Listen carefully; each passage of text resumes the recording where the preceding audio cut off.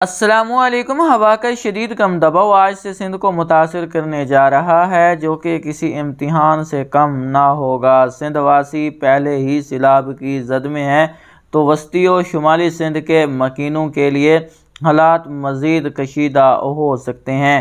اس سلسلے کے اثرات گزشتہ رات سے ہی تھر کے علاقوں میں دیکھنے کو مل رہے ہیں۔ عمرکوٹ، اسلام کوٹ سمیت ننگر پارکر کے مختلف علاقوں سے بارش کی اطلاعات موصول ہوئی ہیں۔